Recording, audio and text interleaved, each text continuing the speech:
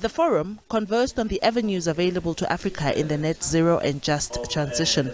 The need for the continent to speak in one voice was seen to be a pivotal strategy, especially at the next UN Climate Change Conference. When we go into negotiations, you know, we go there as countries, but we become very vulnerable because our voice becomes very negligible into negotiations.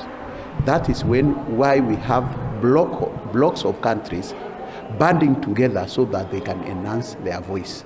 So for Africa, for instance, when we are going to the COP, we don't go as South Africa, we don't go as Kenya, we don't go as Nigeria, we don't go as Malawi, we go as African group of negotiators, bringing together all of us with a common position.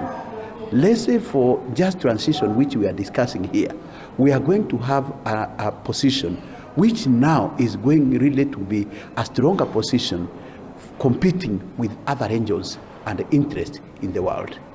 The Southern African Resource Watch believes a sustainable green energy solution is impossible outside Africa's minerals. The UN Trade and Development Organization indicates that Africa possesses vast deposits reserve of critical minerals that can be utilized for global energy transition, such as cobalt, copper and lithium, which can power a sustainable energy future. African countries only collect about 40% of the potential revenue from their natural resources. Currently, there cannot be a sustainable energy transition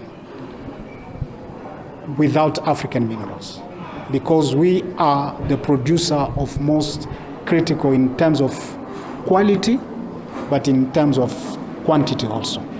Certainly, there are many other countries that produce cobalt, but if you imagine 76% comes from the DRC, so it's already a monopoly, and we have lithium coming up and so on. So the argument I was making is that we are a very dominant player in the energy transition.